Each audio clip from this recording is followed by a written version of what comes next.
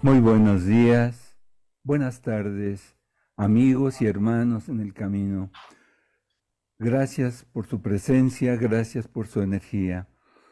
Agradecemos indudablemente a la producción de Radio Mantra FM, quien gracias a ellos podemos llevar a ustedes semana a semana esta actividad de servicio.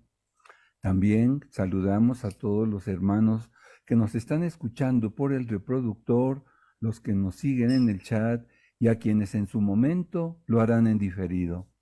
Y claro, saludamos a los amigos, hermanos y compañeros con los que estamos compartiendo este momento. Y nos vamos hasta Diamante, Argentina, y ahí se encuentra nuestra amiga y hermana María Teresa. Tere, buenos días para ti, ¿cómo estás? Buen día, Ricardo. Muy bien. Y bueno, siempre uno antes de la reunión preparándose, ¿no es cierto?, para este momento que compartimos y que disfrutamos mucho y que además esperamos eh, en esa reflexión que realizamos poder, ¿no? Iluminarnos, ¿no? En Así cierta es, medida y sí. comprender ciertos aspectos del tema a tratar y también compartirlo con los compañeros que están escuchando. Exactamente. Gracias, Tere. Y nos vamos hasta La Paz, Bolivia, y ahí se encuentra también nuestra amiga y hermana Lucía. Para ti también buenos días, Lucía, ¿cómo estás? Muy buenos días, Ricardo. Gracias. Buenos días y buenas tardes a todos los que nos acompañan. Pues contenta de estar un día más y tener un día más de vida, gracias a la vida que nos permite compartir estos hermosos momentos. Bueno, en La Paz estamos con ya con frío, entrando al invierno. Gracias, Ricardo. Gracias, Lucía. Y ahora nos trasladamos hasta las cercanías de Barcelona, y ahí se encuentra también nuestro amigo y hermano Jesús. ¿Cuántas energías vienen, Jesús? Buenos días. Pues Buenas hola, tardes buenos para días. ti.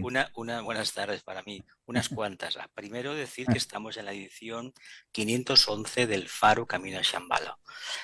Pasado mañana tendremos el tema del solsticio de verano en el hemisferio norte y la contrapartida en el hemisferio sur. Es importante porque está asociado al fuego, al verano, al espíritu de la naturaleza, etcétera, etcétera. Exacto. Y luego el día 22 tendremos el primero de los dos plenilunios en el signo de Cáncer que este año acontecen. El segundo será el 21 de julio y el 5 de julio tendremos el nacimiento de la luna también. Por lo tanto, tenemos trabajo, ¿eh? No nos podemos Vaya, quejar. sí. Cuántas energías. Hay que buscar como grupos cómo canalizarla, claro que sí. Gracias. Y un servidor, Ricardo, desde la Ciudad de México. Y continuamos con el principio de unanimidad y el grupo interno. Y decirles que desde que estamos iniciando este programa, estamos desarrollando las leyes y principios que establecen la jurisdicción de Cristo en la nueva era.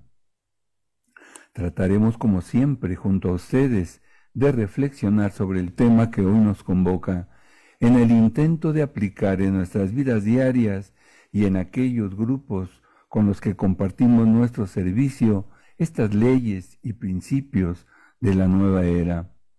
Y para introducirnos en el tema, tenemos que oportunamente aparecerán instructores que tendrán una verdadera comprensión de la naturaleza espiritual de la autoridad, la cual no se basará en pretensiones ni en el misterio, sino en una vida vivida de acuerdo con los ideales más elevados y en la presentación de una enseñanza que evocará el respeto y la respuesta intuitiva del discípulo.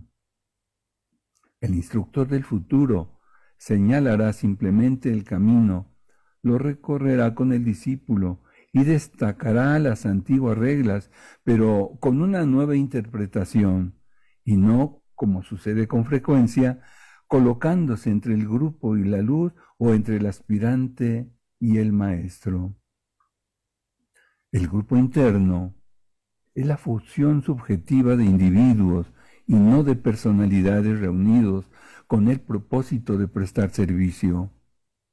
Es la fusión de la actividad individual en un todo unido por el objetivo y la visión, pero que puede aplicar diferentes métodos y técnicas. El trabajo de un grupo interno es especialmente la presentación al mundo de los propósitos de servicio llevados a cabo como mejor le parece al discípulo individual, de acuerdo a la impresión del maestro y con la colaboración de su grupo. Y aquí, Lucía, preguntarte, ¿un grupo de discípulos no está obligado a hacer un mismo tipo de trabajo del mismo modo y al mismo tiempo? ¿Qué nos puedes comentar, Lucía? Gracias, Ricardo. Mira, los discípulos no están obligados. Ellos se comprometen a trabajar bajo la inspiración de sus almas, tal como sus almas pueden dirigir o dictaminar, fortalecidos por el contacto con el Maestro y entre sí. Los relaciona la identidad de visión y de vibración, más un respeto mutuo y plena libertad. Al reflexionar sobre esto, se comprende que una rama o grupo interno no es un grupo de personas que actúa bajo la tutela de un maestro.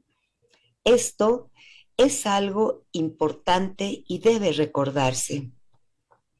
Es un punto magnético de tensión, una fusión de energías dirigidas hacia un centro común y encierra dos factores magnéticos.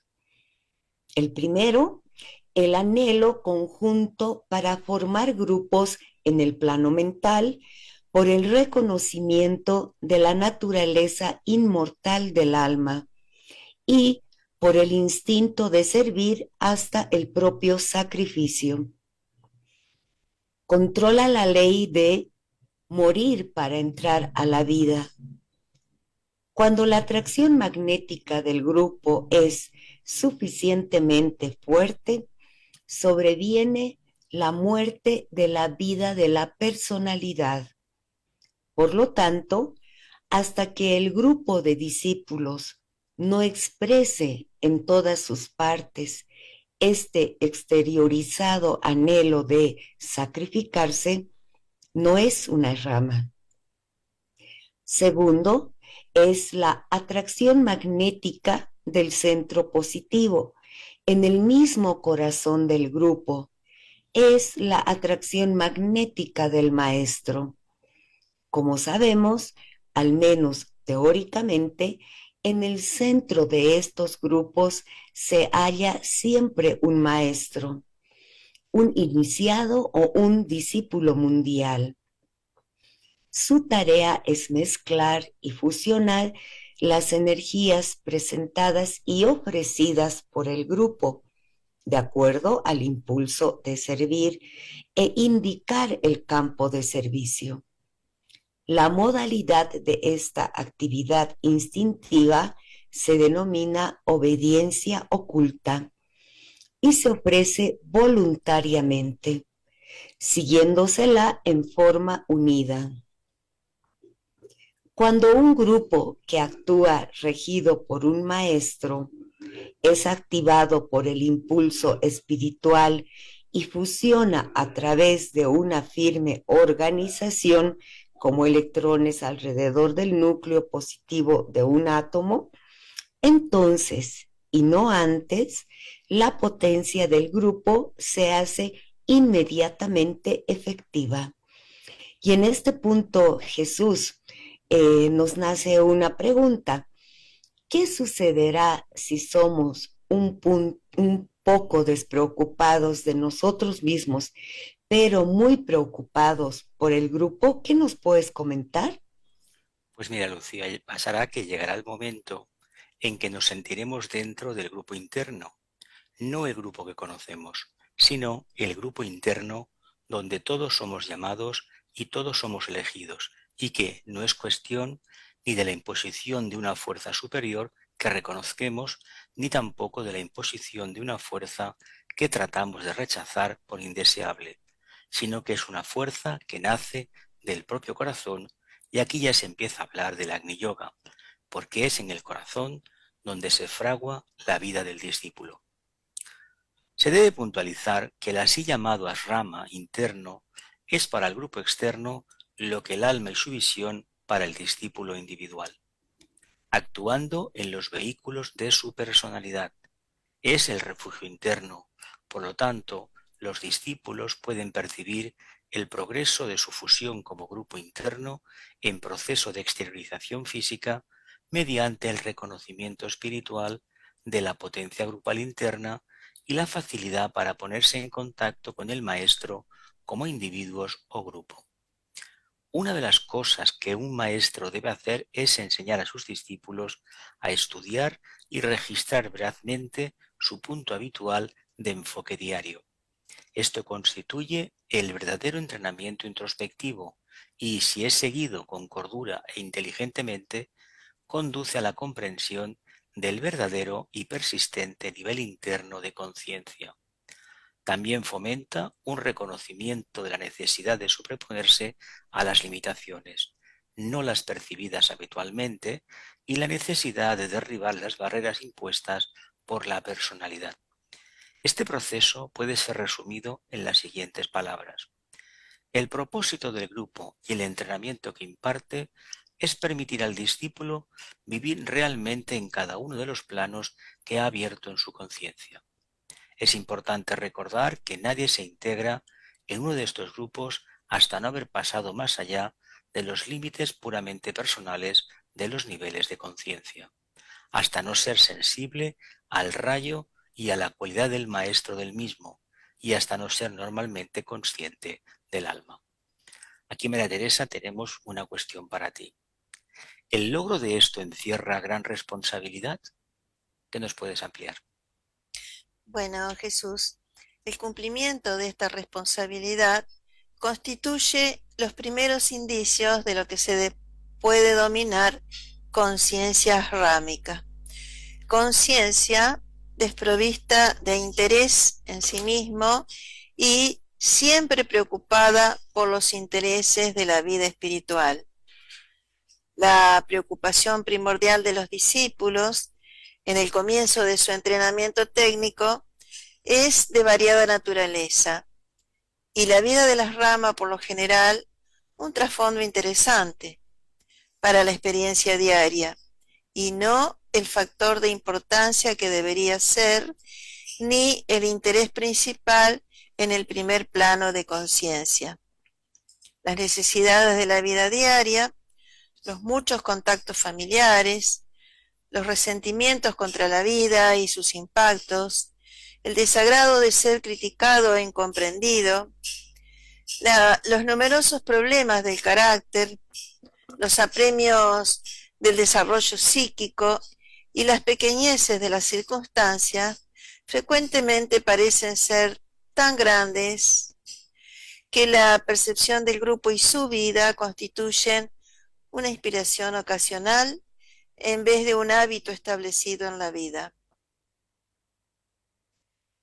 La capacidad de hacer comparaciones en perjuicio de otros, particularmente de los propios condiscípulos o circunstancias, el temor de dedicarse totalmente y poner cuanto uno es y posee en la vida de las ramas, los presagios respecto al futuro y una hueste de formas mentales, más la indebida atención a la vida cíclica del cuerpo físico, presentan al maestro un cuadro impresionante de dificultades que debe enfrentar.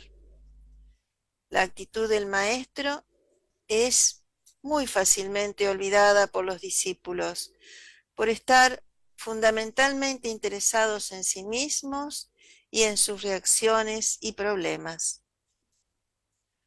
Una de las grandes conquistas humanas entonces será la realización objetiva del programa de relaciones correctas, que surgen del establecimiento del principio de buena voluntad,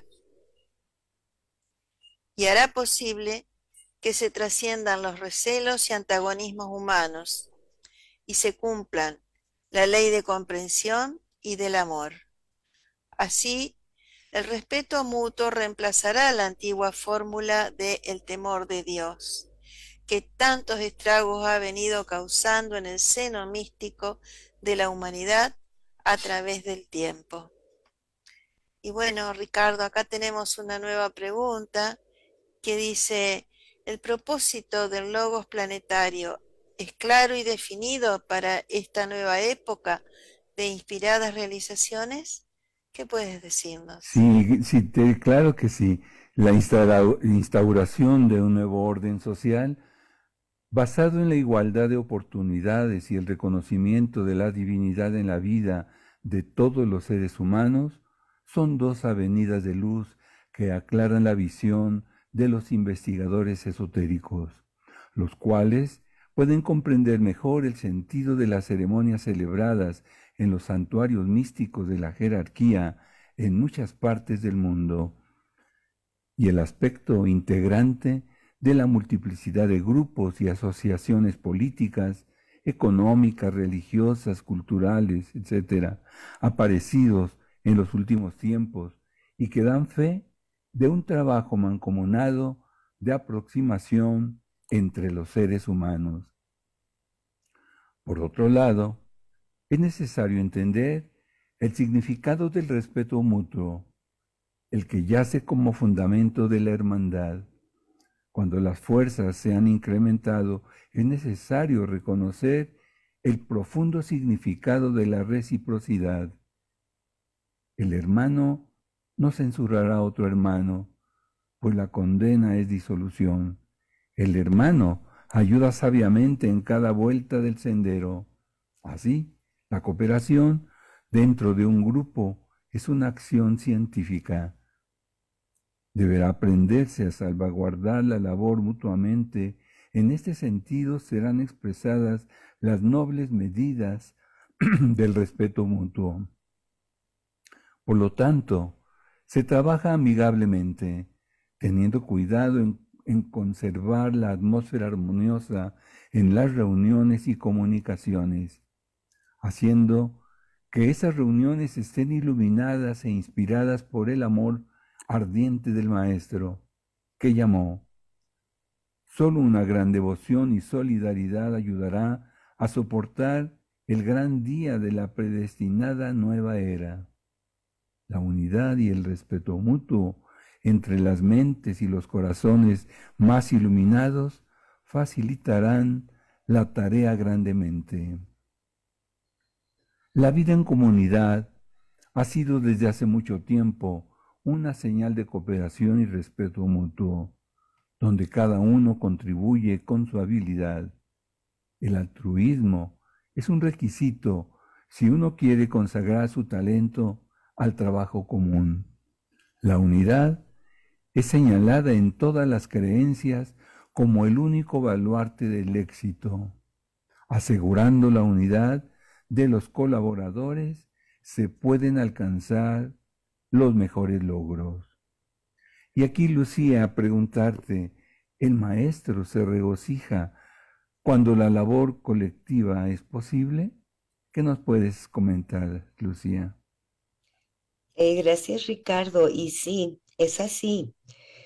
Y únicamente un verdadero discernimiento de la indestructibilidad de la libertad permite la adherencia al trabajo colectivo. Solo a través de semejante respeto mutuo podremos lograr la comprensión de la labor armoniosa. En este bien se enciende el fuego del corazón. De aquí que cada manifestación de labor armoniosa produce alegría y así se aumenta de manera inusual la energía psíquica. Hay que dejar que el trabajo sea llevado a cabo en unidad, aunque al principio sea por breves periodos. Esta unidad debe ser en completo acuerdo y con el intento de tener éxito. El grupo interno está llevando al planeta hacia fines desconocidos para la mente intelectual.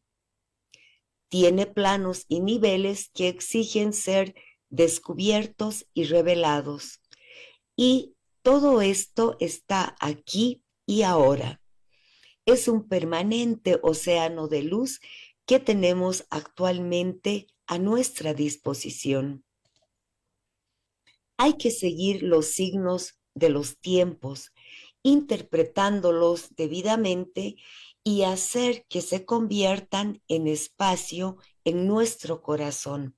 Es decir, que el tiempo se vaya disolviendo en contacto con el corazón y quede solamente el espacio, siendo el espacio tal como podemos averiguarlo internamente, la fraternidad oculta del corazón, de la cual cada uno de nosotros somos una pequeña, aunque bien arreglada y mecanizada pieza. Estamos trazando caminos nuevos, tratando de averiguar conjuntamente el principio, no solo de la fraternidad oculta de los corazones, sino también averiguar el principio de la energía, porque sin ello no podemos comprender la vida en su totalidad y estaremos pendientes siempre de lo que nos diga la tradición, de aquello que fue en el pasado, de aquello que viene del anacronismo de los tiempos pretéritos. El ser humano ha llegado a un punto en este presente estadio de vida, en esta era, de comprender la verdad en toda su plenitud. No solamente comprender la verdad de una forma mental, que a veces suele quedar mecanizada, prostituida, sino abrir el corazón y hacer que el corazón triunfe de la mente y haga que ambos, completamente armonizados, se constituyan en la verdadera inteligencia del ser humano en nuestros días.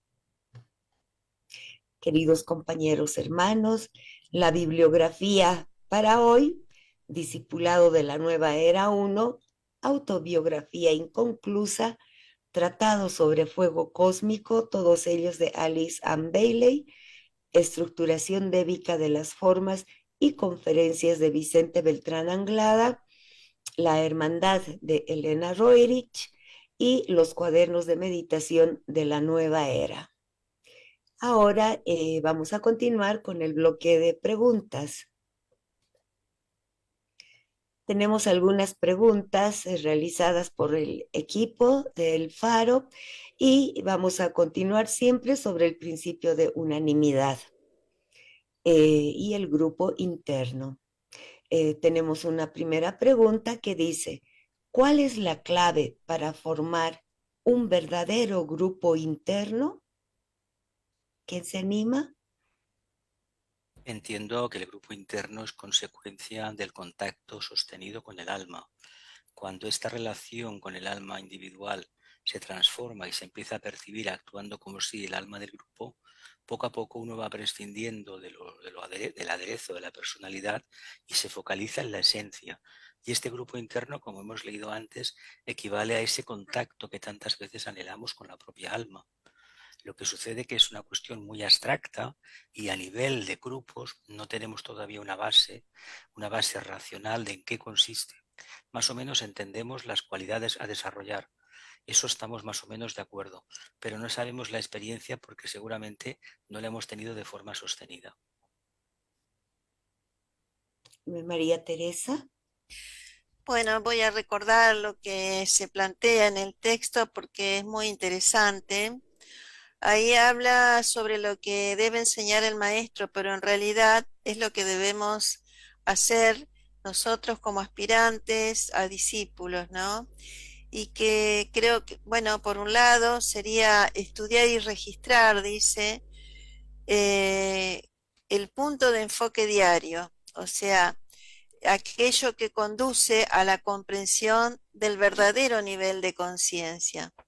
Es decir, que por esa escritura diaria, ¿no es cierto?, de lo acontecido, uno va comprendiendo dónde está parado, ¿no es cierto?, qué es lo que falta, qué es lo que hay que trabajar y hacia dónde vamos, que eso es muy importante. Y por otro lado, se debe superar toda limitación de la personalidad, o sea, toda barrera que impone la personalidad. Y hablamos de barreras mentales, psicológicas y físicas, ¿no? De aquellas limitaciones que impiden que vayamos más hacia nuestro propio interior. Y por otro lado, tener un verdadero discernimiento de la libertad que tenemos cada uno dentro del grupo, y respetar esa libertad, ¿no es cierto? O sea, que nuestra libertad va hasta donde empieza la libertad del otro, pero conjuntamente es un gran ámbito donde se puede trabajar eh, muy creativamente y de ese modo seguir avanzando. Eso puedo compartir, Lucía. Muchas gracias, Tere. Muy interesante. Ricardo. Sí, Lucía, gracias. Bueno, la clave, como se ha dicho, es fundamental reconocernos como almas, pero esto va más allá. Podemos intentar reconocernos que somos un alma que representa a la chispa divina que en verdad somos. Somos una mónada en evolución con un alma en ese cuerpo logoico que está trabajando internamente y que requiere de una personalidad para seguir evolucionando en sus cualidades, poder avanzar, apoyando así en su desarrollo interno el desarrollo grupal. Cuando ya se reconoce como un alma, entonces es muy fácil integrarse a otros hermanos que también lo están haciendo así. Y cuando se logra por ese magnetismo que se nos hablaba los párrafos, un magnetismo muy grande que es la atracción que va a permitir que se integre el grupo, un grupo que desde una forma interna, guiados por un maestro, nos va a llevar a lo que es el trabajo, el gran propósito que se tiene previsto para esta época. Es importante también recordar que cuando ya se reconoce uno como alma, lo importante es tratar de ver a los demás también como almas, unas ya muy despiertas, muy avanzadas, otras que están en un proceso de ir despertando gradualmente. Pero al hacerlo de esta manera, podemos llegar a algo que es fundamental, la comprensión de los demás. Y de esta forma también el poder colaborar y el poder participar en forma activa en las actividades de ese grupo interno, un grupo interno que nos va a pedir que se una la mente y el corazón, la luz y el amor para el trabajo uno. Sí, Lucía, gracias. Muchas gracias, Ricardo. Bueno, algo cortito pero este tema da para hablar mucho, mucho. Solamente decir que en este proceso también es algo importante de practicar la impersonalidad. Cuando dejamos nuestra personalidad afuera, eh, realmente somos parte como alma de ese grupo interno. Vamos a pasar a una segunda pregunta que dice, ¿qué misión tiene la fraternidad de los corazones en este devenir de los tiempos? ¿Quién se anima, compañero? Básicamente es el paradigma de la nueva era en el sentido Ujú. de los grupos esotéricos, lo que volvemos a lo de siempre. Mientras no pongamos en práctica la enseñanza que hemos recibido en estos últimos años, sobre todo el trabajo de Vicente, sintetizándolo todo en el término serena expectación, el Agni Yoga, va a ser difícil que todo lo aprendido en la Doctrina Secreta o en los libros del tibetano o los libros de Roerich o las conferencias de Krishnamurti y tantos otros tengan verdadero sentido en nosotros. Si no trascendemos la etapa de la personalidad, quiere decir que todavía no estamos maduros para entrar en una nueva dimensión. Y esa nueva dimensión nos habla de una esencia común a todo lo manifestado, es conciencia búdica en el fondo, pero el precio que se nos pide es dejar atrás la etapa humana. Pero ¿cómo se deja esta etapa? Pues precisamente acabando, revertiendo de una vez por todas la polaridad de los vehículos de la personalidad, prescindiendo del ataúd este que tenemos que se llama personalidad, aplicándonos en un sentido muy generoso el mito de Lázaro. Salgamos del ostracismo del ataúd, de la personalidad, y trabajemos como almas liberadas. Si esto lo conseguimos, creo que estaremos bien encarrilados. Pero es un trabajo grupal, aparte de individual. Gracias, Jesús. María Teresa. Sí, voy por el mismo lado porque realmente esa es la clave, ¿no? ¿De qué manera, no es cierto, podemos llevar adelante esto de tener una nueva comprensión, ¿no es cierto?, de los hechos y de las circunstancias, y es mediante la atención y observación de tales hechos y circunstancias. De esa manera, vamos comprendiendo más e incluyendo, ¿no? Incluyendo toda vida. En realidad es lo que decimos siempre, que efectivamente lo realicemos cada día. Esto es supremamente importante. Es decir, que como bien adelanta Jesús a través del Agni Yoga, ¿no?, que nos trajo las indicaciones que nos trajo Vicente sobre esta forma de vida, de modo de tratar de que ese tiempo que estamos transcurriendo, ¿no es cierto?, se convierta en espacio. Entonces, eso es como que la palabra es ampliar, pero ciertamente es así, es como que se expande la conciencia y entonces el tiempo disminuye y de ahí se gana eternidad, ¿no? Entonces, la fraternidad de los corazones es eso, ¿no? Hacer dentro de cada uno de nosotros, dejar de lado los hábitos y transformarnos en verdaderos servidores, ¿no?, para alinearnos con el cumplimiento del plan. Gracias, Tere. Ricardo. Sí, Lucía, gracias. Pues estamos viviendo una época muy especial, una época en la que, como es en este universo físico cósmico, se da la polaridad, se dan los extremos, y en nuestras sociedades vemos a veces con gran preocupación cómo la separatividad está prevaleciendo en muchos aspectos de la vida diaria, en la vida de la familia, en la vida laboral o en los grupos diversos en los que vamos compartiendo. Y es aquí cuando la misión que se puede visualizar de esa fraternidad de los corazones es empezar a ir hacia el centro, a integrarnos, a unirnos. Esta gran labor no será fácil, pero tenemos la esencia de la energía de la buena voluntad. Con esta energía tan poderosa, cuando se une la luz y el amor, se crea la energía de la buena voluntad. Hay que ir fomentando en todos estos grupos este tipo de energía y favorecer ampliamente las correctas relaciones humanas. Esto es fundamental porque quizá no nos demos cuenta que en estos momentos están entrando y están a la disposición de la humanidad grandes energías, no solo de Shambhala o de Logos solar, sino energías cósmicas que están llegando desde diferentes lugares, de entidades sublimes que están en este momento apoyando la evolución de la humanidad, apoyando la evolución de nuestro logos planetario. Y por eso la fraternidad de los corazones será fundamental para que ese trabajo se pueda realizar.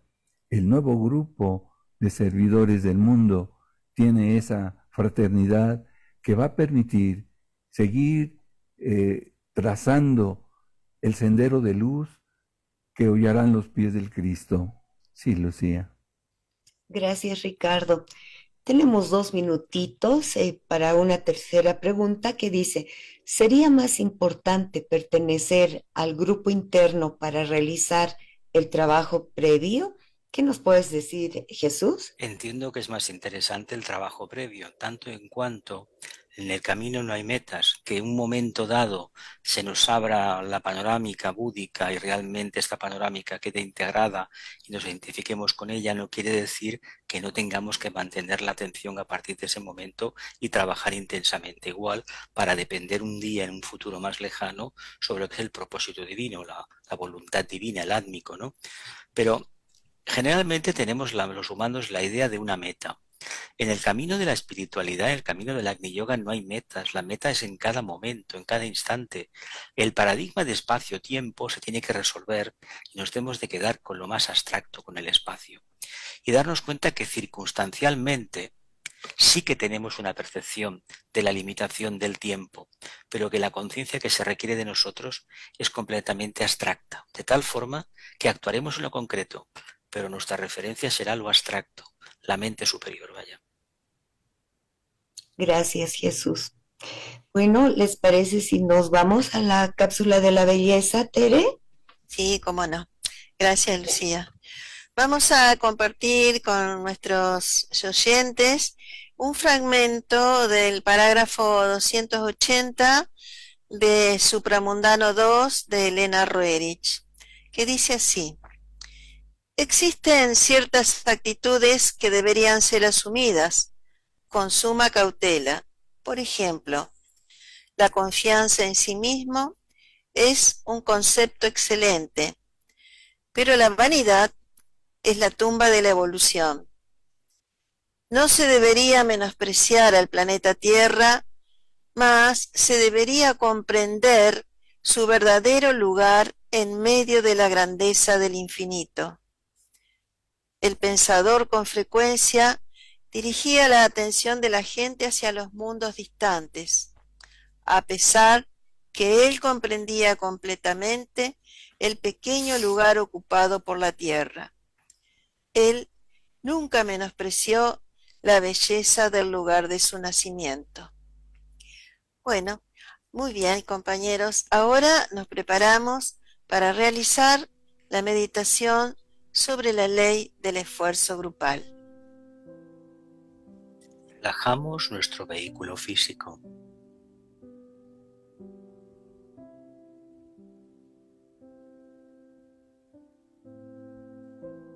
Armonizamos la energía emocional.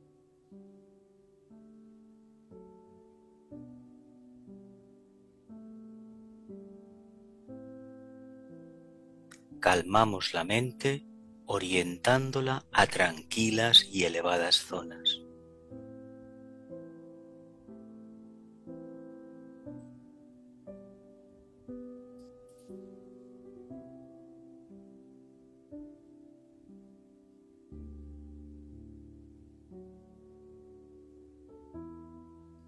Nos vinculamos al grupo y con todos los que realizan esta meditación.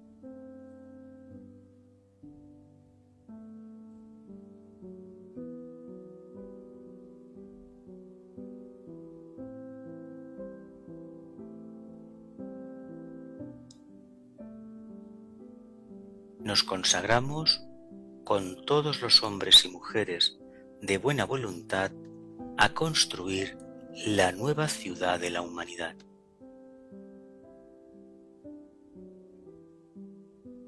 Haremos todo lo posible para crear una era basada en la comprensión, la colaboración y la participación, donde desarrollaremos y expresaremos los poderes creadores y las posibilidades espirituales más elevadas.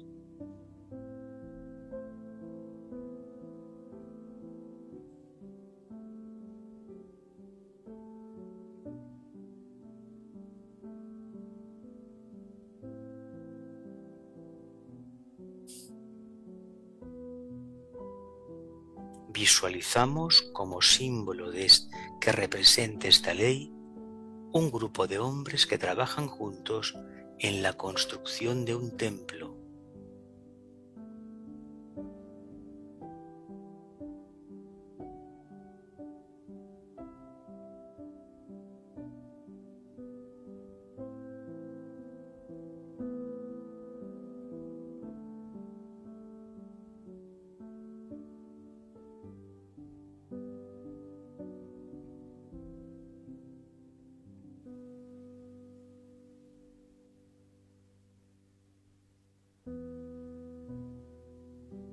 Reflexionamos sobre el significado, valor e implicancia de la ley del esfuerzo grupal.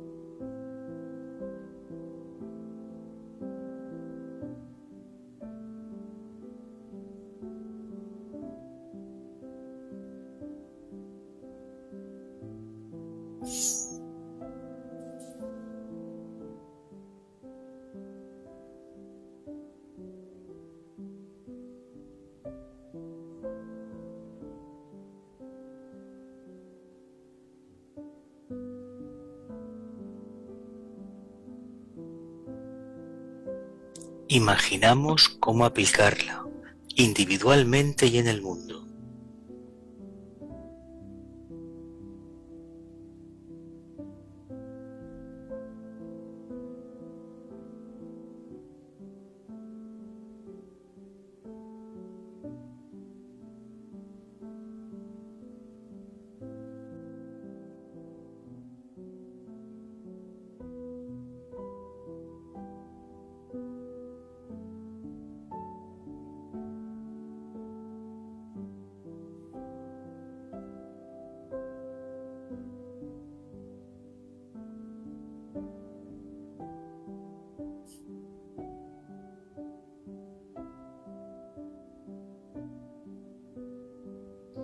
Irradiamos telepáticamente,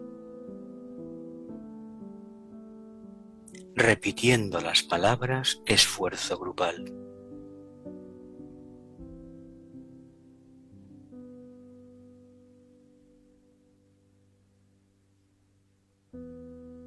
Y enviando la forma mental del esfuerzo grupal a través de rayos de luz hacia todas las direcciones.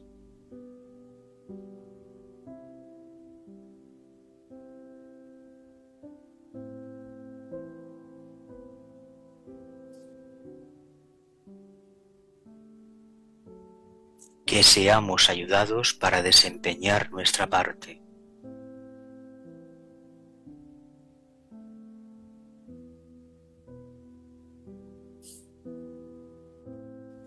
Pronunciamos la gran invocación. Desde el punto de luz, en la mente de Dios, que afluya luz a las mentes de los hombres, que la luz descienda a la tierra.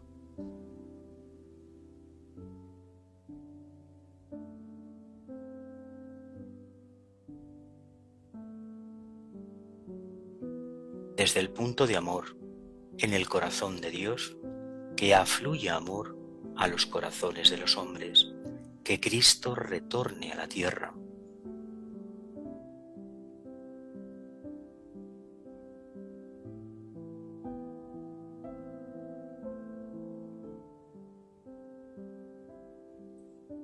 Desde el centro, donde la voluntad de Dios es conocida, que el propósito guíe a las pequeñas voluntades de los hombres, el propósito que los maestros conocen y sirven.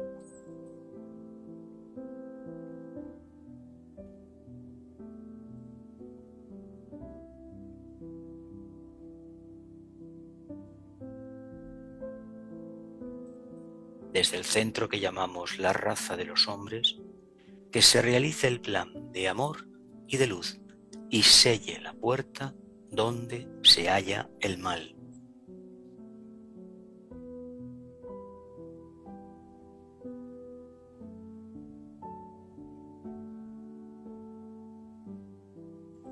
Que la luz, el amor y el poder restablezcan el plan en la tierra.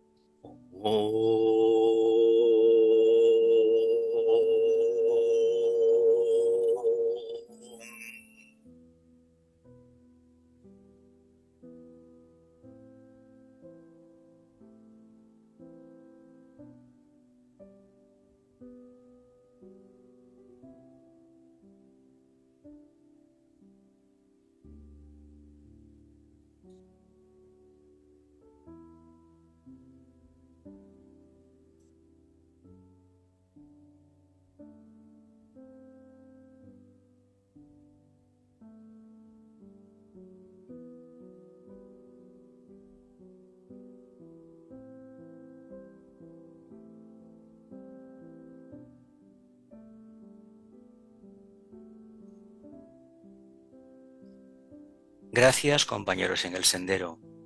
Continuaremos intercambiando reflexiones sobre las leyes y los principios para establecer conjuntamente la jurisdicción de Cristo y construir así su camino de retorno. Nos pueden escribir a elfaro@gmail.com. Si desean volver a escuchar este programa, se repite por Mantra FM, para lo cual los invitamos a visitar su grilla de programación, o bien por el canal On Demand en Mantra FM. Nos despedimos hasta el próximo martes a las 9 horas de Argentina, 12 horas del tiempo universal coordenado. Y durante toda la semana caminaremos todos juntos hacia Shambhala.